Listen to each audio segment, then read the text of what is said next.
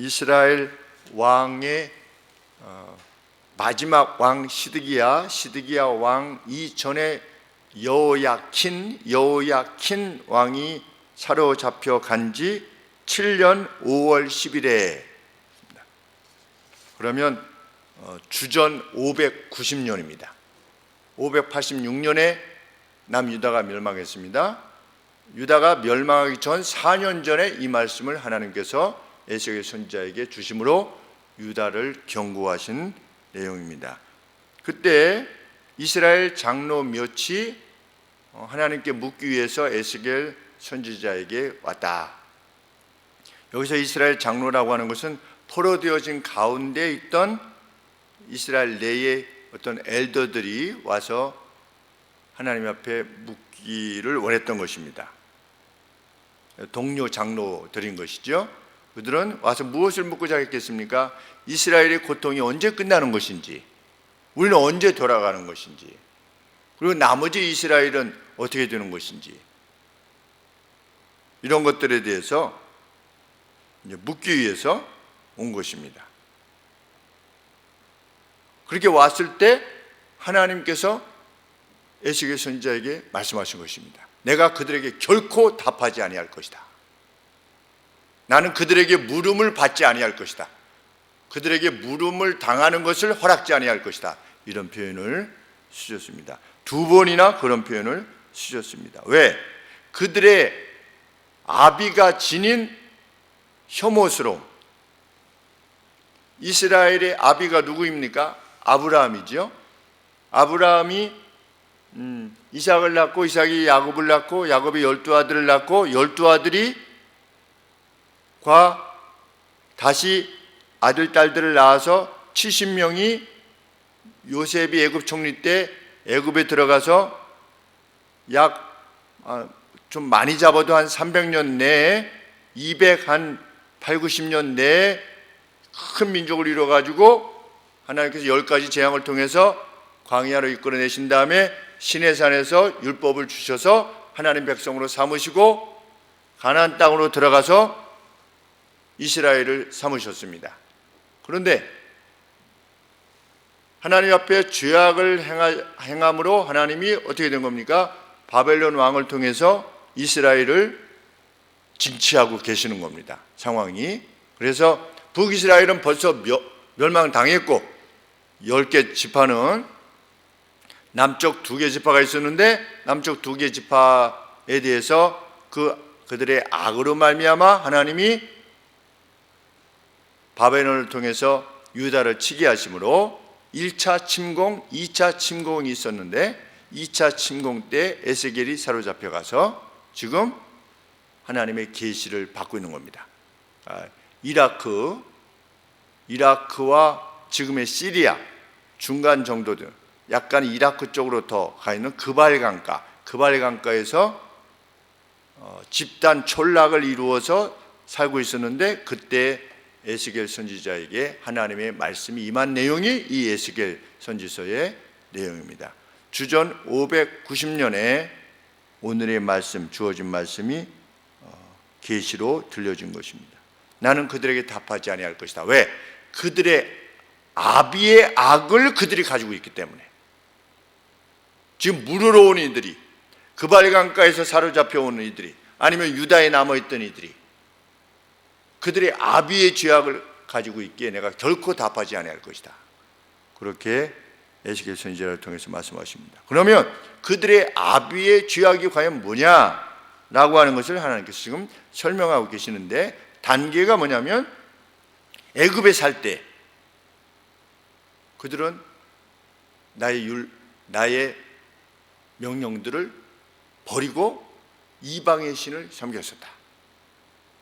살 때, 애굽에 살 때. 그리고 애굽에서 하나님께서 이끌어내셨던 그 광야에서도 여전히 악을 행하였다. 그리고 광야에서 제2세대를 하나님께서 이끄셔서 가나안으로 들어가게 하셨는데 가나안에 들어간 이후에도 여전히 악을 행했다. 그래서 너희들이 잡혀온 거다. 애굽 땅에 있을 때나 광야에 있을 때나 가나안 땅에 들어갔을 때나 계속해서 역사적으로 이게 몇 년입니까? 모세가 1400년이니까 이 590년이면 1400에서 600 정도를 빼면 800이죠? 약 800년 동안 어떻게 한 겁니까? 하나님을 계속 떠난 겁니다. 800년 동안.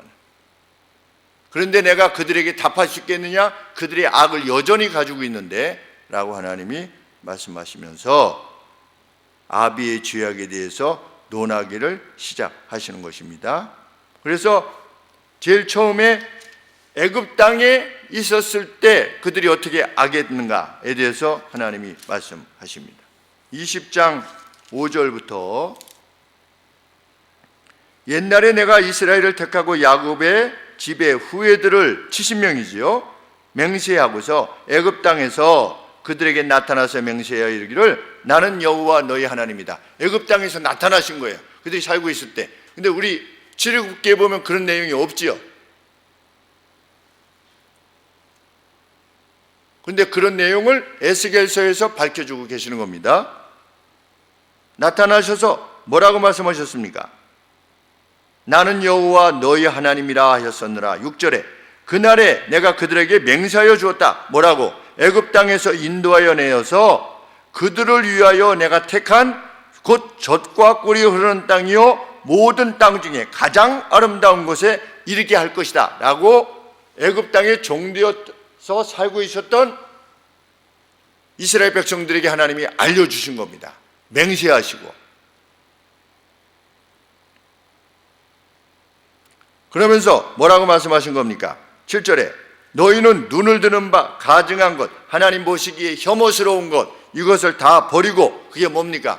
우상들이지요.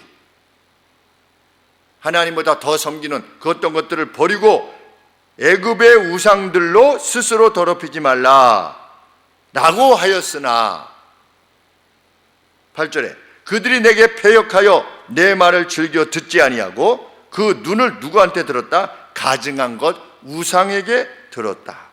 각기 버리지 아니하며 애굽의 우상들을 떠나지 아니하므로 내가 말하기를 내가 애굽 땅에 있을 때 나의 분을 그들에 위해 쏟아서 그들을 아주 진멸할 것이다 라고 했던 때가 있었다는 겁니다. 이것은 출애굽 내에 기록되지 않는 내용이지요. 그러니까 모세를 통해서 하나님이 이끌어내시기 전에 그러한 사건들이 있었음을 알게 하는 대목입니다. 그러니 이 말씀을 통해서 우리가 알게 됩니다. 어떤 것을 알게 됩니까? 모세가 오늘날 나왔는데 애굽 사람을 같은 히브리 사람을 괴롭혔던 자기 이스라엘 사람을 괴롭혔던 사람을 때려서 죽였지요. 모세가. 그렇게 하면 모세는 이스라엘 사람들이 이제 하나님께서 약속하신 바대로 모세를 통해서 출애굽해가지고 가나안 땅에 갈 시기가 됐나 보다 라고 이스라엘 사람들이 생각할 거라고 해가지고 그렇게 했는데 이스라엘 사람들이 뭐라고 했습니까? 그 다음날 와가지고 또 이번에는 히브리 사람끼리 싸우고 있으니까 왜 너희들 같은 하나님의 사람끼리 싸우느냐 이렇게 하니까 뭐라고 그랬습니까? 네가 언제 우리 재판관이 됐냐? 너 애굽인을 어제 죽이더니 우리도 죽이려고 하느냐? 그렇게 이스라엘 사람들이 말했던 겁니다. 일맥상통하는 거죠. 지금 하나님이 말씀하시는 것처럼 그런 이스라엘을 하나님이 데리고 나오신 겁니다. 왜? 아브라함에게 약속하신 하나님의 계획이 있었기 때문에 이들이 선하고 아름다워서 데리고 나온 것이 아니라는 겁니다. 지금 계속해서 하나님이 그것을 말씀하고 계시는 것입니다. 그래서 애굽 가운데서 그들에게 분노를 쏘으셔서 그냥 멸할까? 라고 하셨다가 9절 말씀에 그러나 내가 그들에 거하는 이방인에 보는 데서 그들에게 나타나서 그들을 애굽 땅에서 인도하여 내었었다. 왜냐하면 내 이름 때문이다. 하나님은 왜 행하십니까? 하나님의 이름 때문에 행하시는 겁니다. 하나님의 이름. 하나님의 이름이 모독받지 않기 위해서 행하시는 겁니다. 하나님의 거룩이 어떠한 것인가를 분명하게 드러내시는 방식으로 행하시는 겁니다. 하나님이 이끌어내어서 이렇게 할 것이다 그랬는데 다 죽었네. 뭐 다 죽었네 뭐. 이렇게 해서 뭐 그 여호와라고 하는 이름의 하나님 별거 아니네 뭐. 이렇게 모욕받으실 수 없다는 겁니다. 뭐 장차 뭐 이스라엘 사람들 가운데 한 사람이 나와가지고 세상을 구원한다며. 근데 뭐 다 죽었는데 이렇게 되면 하나님의 이름이 모독되지 않겠습니까? 나는 결코 그것을 허락지 아니할 것이다. 그러니까 우리가 어떤 하나님께서 기뻐하시는 일을 하다가 뭐가 이렇게 좀 잘 안 되고 막 힘들고 이렇게 되잖아요. 그러면은 이 말씀에 근거해서 힘을 얻을 수가 있는 겁니다. 하나님이 모독받지 않으실 거다.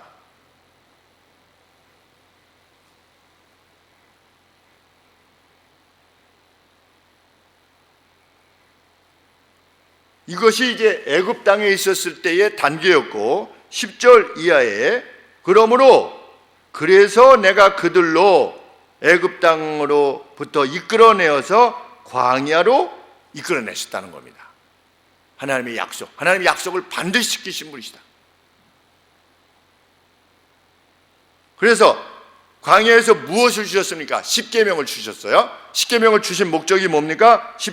11절에 사람이 그것을 지키면 그것에 의해서 살게 되는 내 율례와 내 규례를 알게 하였다. 하나님은 왜 율례와 규례, 십계명과 십계명의 부속 계명들을 우리에게 주셨는가? 그것을 지킬 때 살게 하시려고. 너희가 안 들으면 너 혼나? 너 저주야? 이렇게 하는 목적이 아니고 우리로 하여금 살게 하시려고 하나님의 법을 주셨다는 겁니다. 제가 우리 주일날 말씀드리지 않았습니까? 성경에서 말하는 산다라고 하는 건 뭘 말하는 겁니까? 산다라고 하는 건 뭘 말하는 것이다? 환희, 생각나시죠? 환희, 희열, 기쁨, 이것을 말하는 것입니다. 이것이 중요한 이유는 무엇입니까? 살아있을 때 그걸 느끼니까 자연적인 숨쉬는 생명은 당연히 보장되는 것이요. 그래서 장수회복을 하나님이 약속하신 거 아니겠습니까? 장수하면서 뭘 누리게 하겠다? 살아있는 날 동안 환희와 기쁨을 누리게 하시겠다. 이것이 하나님의 약속입니다. 언제? 내가 준 율례와 법들을 지켜라. 그러면 내가 너희를 오래 살게 하겠다. 이런 차원도 아니고 이것 자체가 뭐라는 겁니까? 내가 세상을 만든 잠언의 말씀에 의하면 내가 세상을 만들 때 내가 동원했던 지혜, 이 지혜가 뭐냐? 바로 이거라는 겁니다. 성경. 이것으로 세상을 만드셨다는 겁니다. 그러니 누구라도 이 말씀을 따라 살면 세상을 만드시는 하나님의 지혜를 쫓아 사는 것이니 진정 삶을 얻게 될 것이다. 라이프, 생명, 리빙 워러, 생수를 얻게 될 것이다. 이렇게 약속하신 겁니다. 이걸 깨닫지 못하는 자는 개요 돼지다. 그런 겁니다.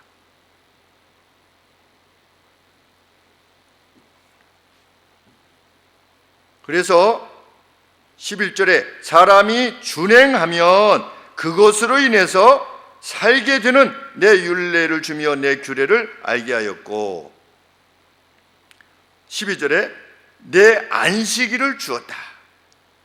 그래서 안식일을 주심으로 그들과 나 사이에 표징을 삼았노라. 왕과 백성 으로서의 표징을 삼았었느라. 뭘로? 안식일로. 안식일은 뭐 하는 겁니까? 하나님과 우리 사이의 표징입니다. 안식일을 거룩히 지키는 것. 우리가 주일을 그때 당시에는 해 뜰 때부터죠. 금요일 날 저녁부터입니다. 왜? 해가 어두워지면 그때는 시계가 없으니까 언제부터 이게 토요일인지 모르잖아요. 그러니까 금요일 날 해가 떨어지면 그때부터 캄캄해지니까 그때부터가 뭡니까? 안식이 시작되는 겁니다. 금요일 날 저녁부터. 그리고 토요일 날 다 지난 다음에 월요일 날 아침 해가 떠야지 끝인 거예요. 그러니까 하루 반을 지킨 겁니다. 안식일을. 그 안에 안식일의 핵심이 뭡니까? 홀리 어셈블리, 그죠? 거룩한 성회로 모여서 다 모이는 겁니다. 백성들이 다 모여서 뭐 하는 겁니까? 퍼블릭 워십을 하는 겁니다. 공중 예배를 하는 것입니다.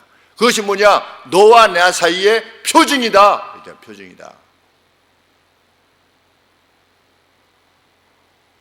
율례와 안식일 주셨어요. 그래서 12절에 그 안식일을 통해서 무엇을 인식하게 하시겠다? 내가 그들을 거룩하게 하는 성별케 하는 여호와인 줄 알게 하려 하여. 그럼 안식일날 뭐 하는 거냐? 주일날 뭐 하는 거냐? 우리 자신을 퓨리파이 하는 겁니다. 우리 자신을 성결케 하는 거예요. 그래서 12절에 뭐라고 되어 있냐면 I am the Lord 그랬습니다. 내가 여호와다. 어떤 여호와냐? sanctify 하다. sanctify. 이게 성소가 뭡니까? sanctuary죠. sanctuary. 거룩한 곳 sanctuary입니다. 성소가 sanctuary거든요. 근데 sanctify 한다. 안식일이 무엇을 위해서 왔느냐? 하나님이 우리를 sanctify 하시는, sanctify 해야만 sanctuary에 들어갈 수가 있잖아요. 내가 거룩하니 너희도 거룩하라 이렇게 말씀하시지 않았습니까? 그러면 하나님은 왜 안식일을 주셨느냐? 우리를 sanctify 하시기 위해서, 거룩하게 하시기 위해서. 그 거룩하게 하시는 하나님을 정말 나의 주요 왕으로 인식하느냐 여부를 뭐로 알 수 있냐? 안식일을 지키는 것으로, 주일을 지키는 것으로 알 수 있다는 거죠. 그래서 그 안식일에는 뭐도 하지 말아라. 아궁이에 불도 피지 말고 준비해라. 그 안식일을 아궁이에 불도 피지 말고 금요일 날까지, 저녁이 되기까지 다 준비해 놓은 다음에 주일날은 아궁이에 불도 피지 말아라. 무엇하기 위해서? 홀리 어셈블리, 성회로 모이기 위해서. 이게 예배입니다. 우리의 예배, 공적 예배.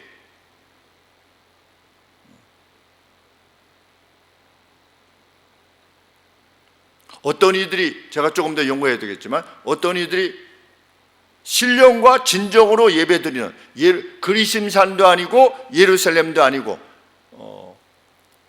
물었죠. 사마리아 여인이 물었습니다. 우리 조상들은 그리심산에서 예배드리라고 합니다. 그런데 당신 남쪽의 유다 사람들은 예루살렘에서 예배드리라고 합니다. 그런데 어디서 예배드리는 것이 맞습니까? 그랬더니 예수님 뭐라고 말씀하셨습니까? 이 산에서도 말고 예루살렘에서도 말고 신령과 진정으로 예배드리는 때가 올 것이다. 이렇게 말씀하셨습니다. 그래서 어떤 사람들은 장소에 관계되지 않는다 이렇게 해석을 해요. 그런데 예수님 뭐라고 말씀하셨습니까? 하나님은 영이시니 그랬습니다. 영이시니. 하나님은 영이시니 영 안에서 예배를 드려야 되고 진리 안에서 예배를 드려야 된다 이렇게 언급하셨습니다. 예수님이 아무 데서나 예배 드려도 된다 이렇게 말씀하셨습니까? 그리심산도 아니고 예루살렘도 아니고 아무 데서나 예배 드려도 정성만 드리면 된다 이렇게 말씀하셨습니까? 그렇게 말씀하지 않으셨습니다. 예배 드리는 자가 신령과 이랬을 때 신령이라는 것이 정성입니까? 아니에요. 우리 신명기서 6장인가에 보면 하나님께서, 여호와께서 너희 가운데 나 같은 선지자를 한 명을 보내실 것이다. 그 누구냐? 예수님이에요. 그가 말씀하신 것을 들어라 이렇게 되어 있습니다. 그 내용에 대해서 예수님이 그것과 관계되어져서 말씀하신 겁니다. 그러면 그때 신명기서에서 나타난 6장에서 나타난 내용이 뭐냐면 하나님을 어떻게 경배할 것인가에 대해서 논할 때 그게 나오는데 그 중심적 내용이 뭐냐면 너희는 애굽 사람들이 자기의 신을 경배하는 방식으로 경배하지 말라는 겁니다. 그러면 애굽 사람들은 어떻게 경배했습니까? 뭘 갖다 놓고 경배했잖아요. 그 앞에다가 뭘 두고, 뭘 보이는 거 놓고.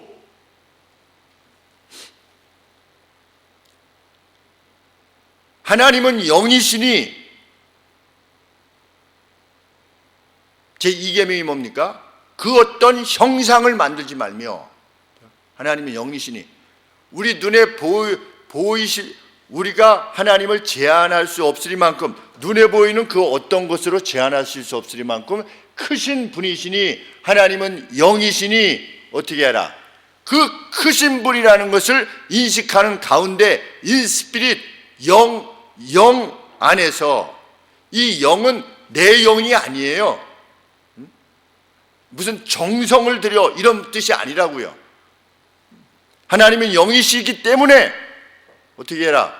그 영에 합당한 그 크신 영으로서의 그분으로 경배해야 된다는 겁니다.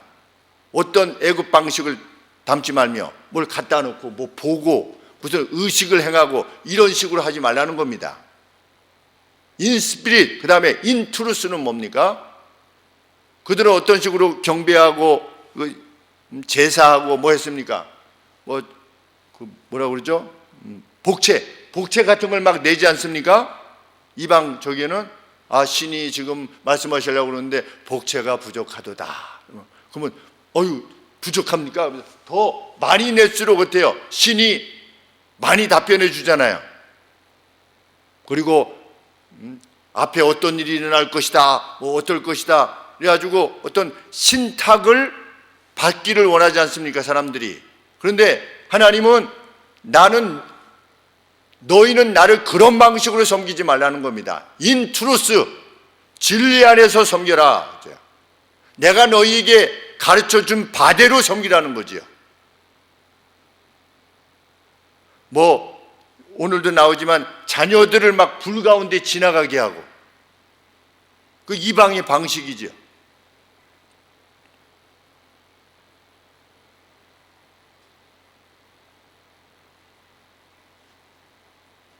그런 거 본받지 말아라 그랬는데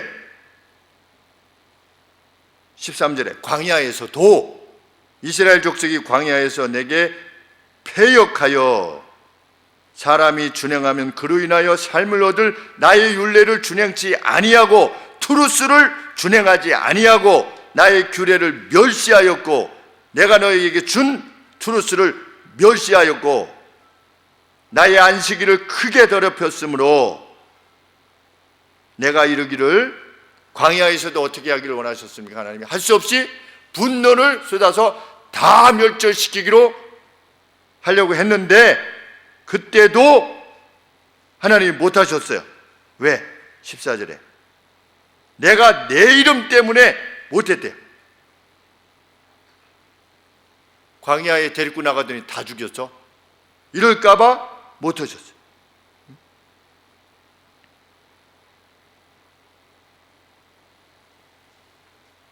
그래서 하나님이 어떻게 합니까? 광야에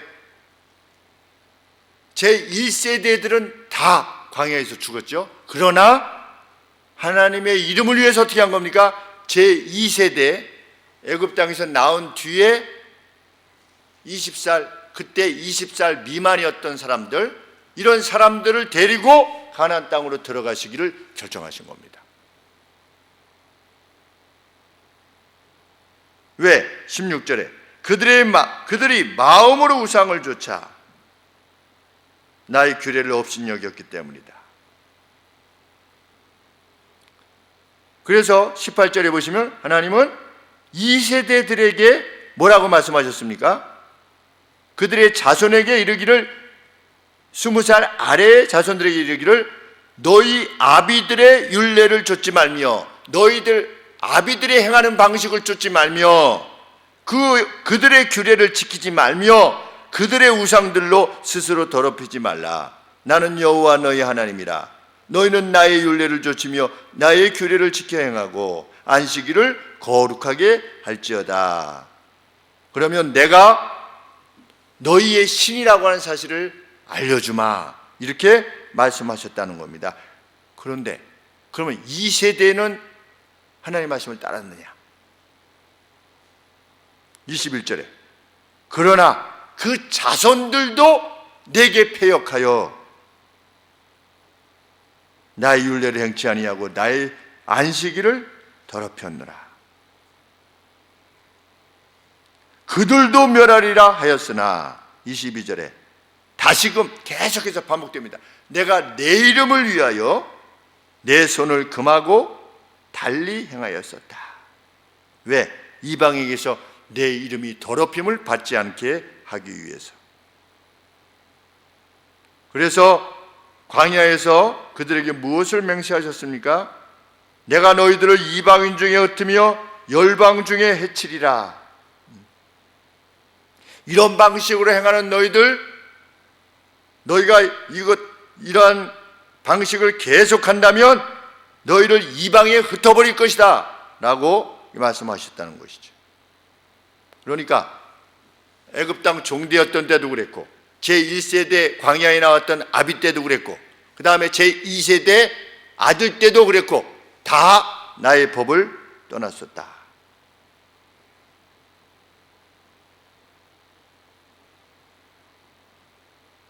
(27절) 말씀에 그런즉 에스겔아 이스라엘 족속이 고하여 이르기를 주 여호와의 말씀에 너희 열조가 또 내게 범죄하여 나를 욕되게 하였느니라. 그래가지고 이제 가나안 땅에 들어갔어요. 제2세대가 들어간 거죠. 들어갔어요. 그들을 인도하여 드렸더니 들어가서 그들이 뭘 했습니까? 28절에 그들이 모든 높은 산을 보았어요. 이게 산당이에요. 그리고 잎이 많은 나무들을 보고 거기서 제사를 드리고 하나님을 경록케 하는 제물을 올리며 거기서 또 향을 돌리고 그리고 쏟아붓는 전제를 드린 겁니다. 하나님이 그렇게 하지 말라고 그랬는데 가나안 땅에 있던 족속들이 우상을 섬기는 방식을 그대로 따라한 것입니다. 그것은 30절에 보시면 제일 마지막에 그 모든 가증한 것은 뭐냐? 영적인 간음이었다. 그리고 31절에 또 너희가 너희 아들로 화제를 삼아 태워드리는 거죠. 제사를 드려서 오늘까지도 우상들로 스스로 더럽히느냐? 누가 그런 겁니까? 포로로 잡혀왔던 유다 백성들이 왜 바벨론에게 공격을 당해서 이런 재난에 직면할 수밖에 없었느냐? 그 조상들의 죄를 계속 이어온 800년간의 죄를 결코 버리지 않았다는 겁니다. 그렇게 무수한 선지자를 보내서 하지 말라 이렇게 해라 했는데 안 한 겁니다. 오늘도 그럴 수 있는 겁니다. 하나님이 이런 것을 원하십니다 하는데 따르질 않는 겁니다. 따르면 사는 것인데 얼마나 참 비참한 일인지 알 수 없는 것입니다. 이스라엘 백성이 각기 제 소견에 오른 대로 행한 것입니다. 오늘도 뭐 그렇지 않습니까? 그냥 자기 소견에 오른 대로. 교회들 내에 얼마나 다양하다는 게 아니라 성경과 이질적인 내용들이 있습니까? 무슨 성경에 통일운동하라는 게 있습니까? 성경에. 이번에 합동 측 총회장이 되신 분이 우리는 보수지만 통일 문제는 진보적으로 하자. 아니 무슨 목사가 교단의 총회장 된 게 뭐라고 1년짜리입니다. 1년. 1년이 뭐 하는 겁니까? 1년 동안 회의하는 겁니다. 회의. 총회장은 회의할 때 총회장이고 총회의 의장이란 뜻입니다. 총회가 끝나면 총회장이 아니에요. 법적으로. 무슨 총회장이 1년 동안 내가 총회장이다. 이게 아닌 거예요. 총회의 의장은 총회가 열릴 때 총회 의장인 겁니다. 끝나면 아니에요. 그런데 본인이 뭐라고 얘기하는 겁니까? 그런 식으로 이야기를 하는 겁니다. 도대체 성경이 말하는 바에 대해서 무엇을 알고 말하는 것인지,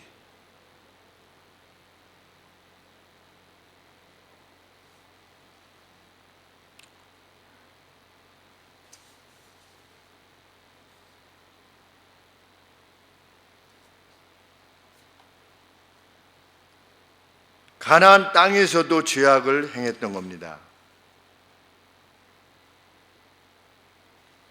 그런데 그렇게 해서 잡혀온 사람들의 장로가 와서 물으려고 한 겁니다. 처음에 와서. 그러니까 31절에 너희가 또 너희 아들로 화제를 삼아 예물로 들려 오늘날까지 우상들로 스스로 더럽히느냐? 이스라엘 족속아, 너희가 내게 묻기를 내가 용납하겠느냐? 내가 너희들에게 답해 주겠느냐? 그런 너희들에게 나 주 여호와가 바라노라. 내가 나의 삶을 두고 맹세하노니 너희가 내게 묻기를 내가 용납지 아니할 것이다. 죄악을 가지고 하나님 앞에 물으면 하나님이 결코 용납지 아니하실 것이다. 너희가 스스로 말하기를 우리가 이방인 곧 열국 족속과 같이 될 것이다 라고 말하거나 목석을 숭배할 것이다 라고 하면서 그러는 가운데 너희 마음에 우리가 이렇게 할 것이다 라고 하는 것을 하나도 성취하지 못하게 할 것이다. 내가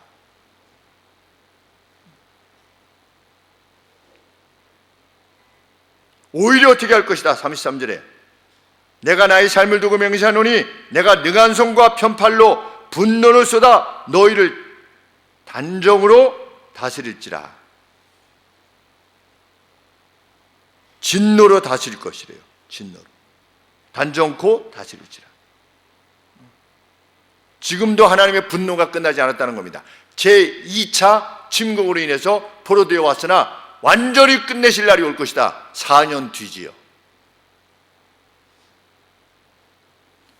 능한 손과 편팔로 분노를 쏟아 34절에 너희를 열국 중에서 나오게 너희의 흩어진 열방 중에서 모아서 어떻게 할 거다. 하나님의 진노를 다 도망갔지 않습니까? 도망갔던 유대인들을 다 색출해서까지 내가 어떻게 할 거다. 너희에게 나의 진노를 부을 것이다.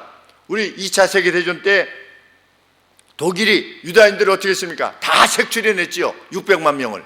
어떻게 했습니까? 각국에 흩어져 있던 폴란드, 핀란드 무슨 그런 나라들 다 숨어있던 유대인들 어떻게 했습니까? 다 색출해서 아우슈비츠 수용소로 보내서 독가스로 살해했습니다. 마치 그런 방식으로 하나님께서 어떻게 할 거다. 34절에 너희를 많은 나라들 가운데로부터 나오게 하며 너희의 흩어져 있는 열방 중에서 모아내서 너희를 인도하여 열국의 광야에 이르게 해가지고 거기서 너희를 대면하여 너희를 내가 심판할 것이다. 내가 애굽 땅에서 너희 열조를 심판한 것 같이 너희를 심판할 것이다. 나 주 여호와의 말이니라. 37절에 내가 너희를 막대기 아래로 지나게 하며 우리 양이 아니죠. 목자가 이게 내 양인가 아닌가 이렇게 판단하지 않습니까? 이게 지팡이 가지고 이렇게 이거 너 이거 아니고 이것처럼 내가 나의 막대기로 이게 진짜 내 백성인가 아닌가를 내가 확인할 것이다. 수를 줄이시는 거지요. 언약의 줄로 매려니와 내 것인 것이 분명한 사람 다니엘의 친구들 같은 사람들은 내 것으로 맬 것이다. 38절에 너희 가운데 패역한 자와 내게 범죄한 자를 모두 제하여 버릴 것이다. 그들을 우고하던 땅에서 나오게나 하여도 이스라엘 땅에는 들어가지 못하게 할 것이다. 죄악된 이들에 대한 하나님의 진노가 변치 않고 800년 동안이나 계속되는 우리 개개인으로서는 참 어떤 경고를 받습니까? 일생 동안 수십 년 동안 하지 말아라 라고 성령께서 가르쳐 주시는데도 불구하고 그 죄를 계속할 때, 해라라고 했는데도 불구하고 그것을 행하지 않을 때 누구를 통해서 행합니까? 말씀하십니까? 목사를 통해서 말씀하시죠.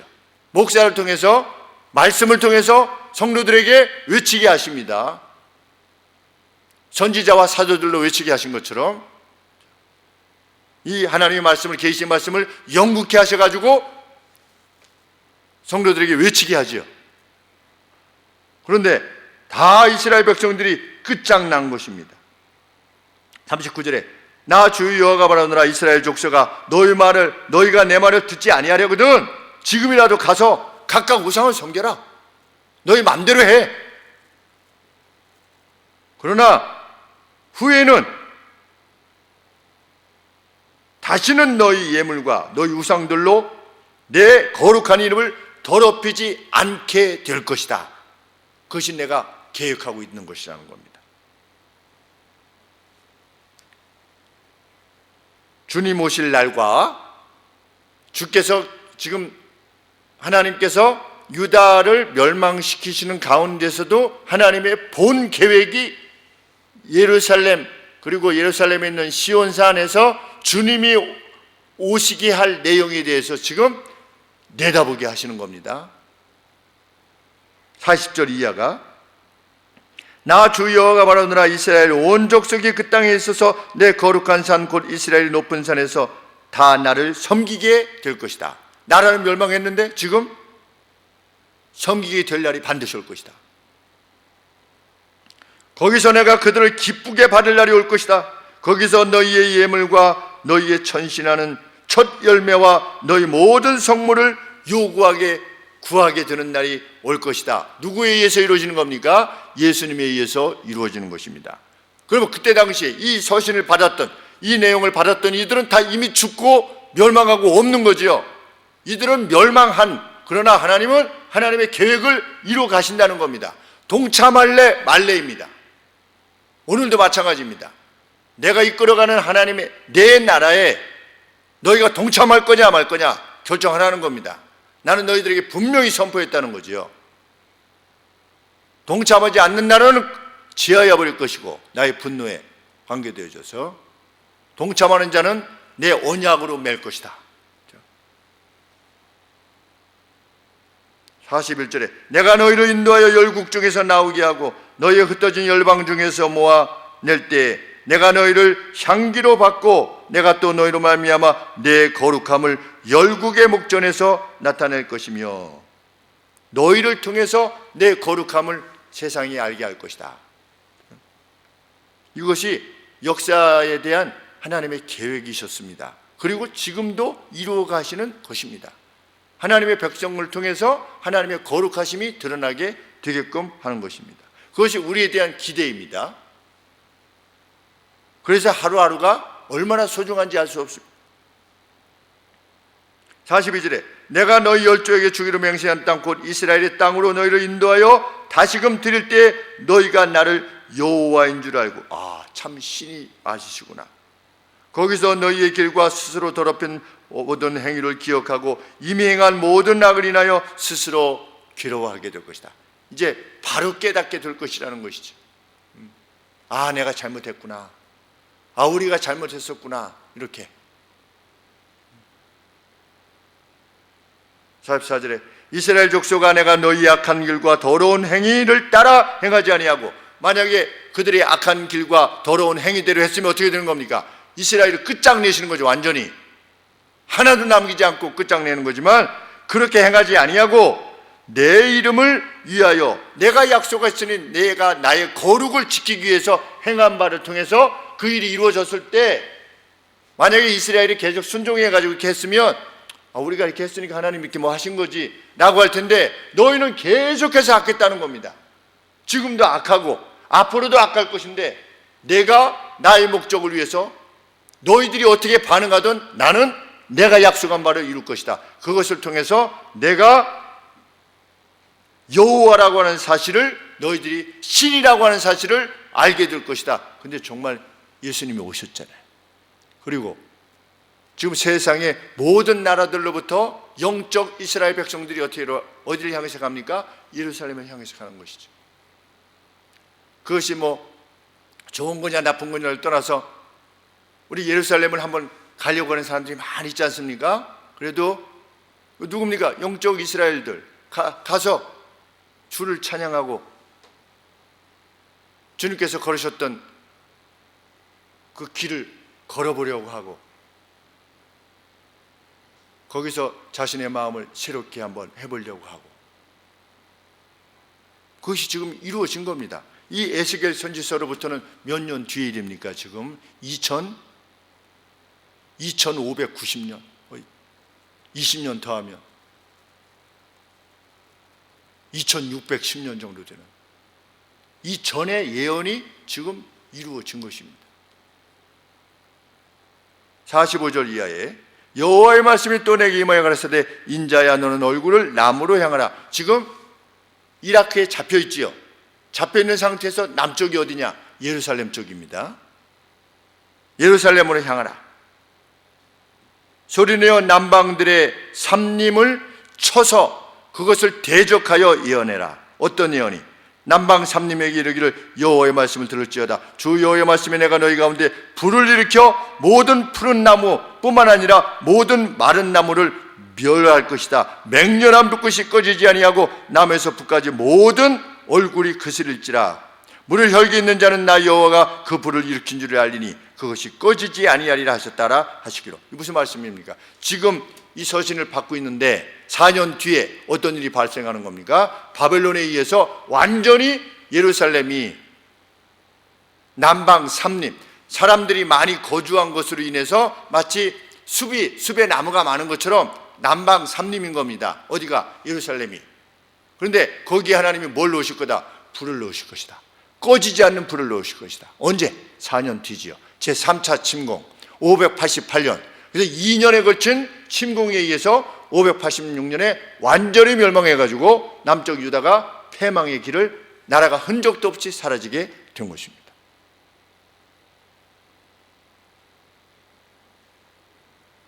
그렇게까지 예언했는데 49절에 보니까 내가 가로되 에스겔 선지자가 오호라, 슬픕니다 하나님. 왜?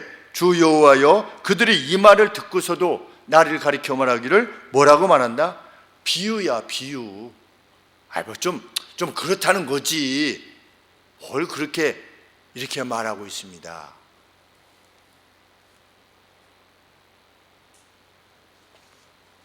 우리가 어떠한 인생을 살아야 되며 우리가 살아가고 있는 시대가 어떤 약속에 의해서 연이어진 시대인가. 그래서 어떤 분들은 재밌게 이렇게 말하지 않습니까? 사도행전 29장을 살고 있다. 우리가 사도행전 28장까지 있지 않습니까? 그래서 노마에 도착해가지고 사도 바울이 노마에 도착해서 복음을 전하기 시작하는 때까지 28장이 끝나요, 역사가. 근데 그 뒤를 초대 교회들이 써나가는데 그 뒤에 연속해서 우리가 있는 거죠. 그래서 우리가 사도행전 29장을 써나가고 있다, 이렇게 하고 있는데, 이 9장을 써나가다가 뭐가 오는 겁니까? 우리 하나님께서 말씀하신 것처럼,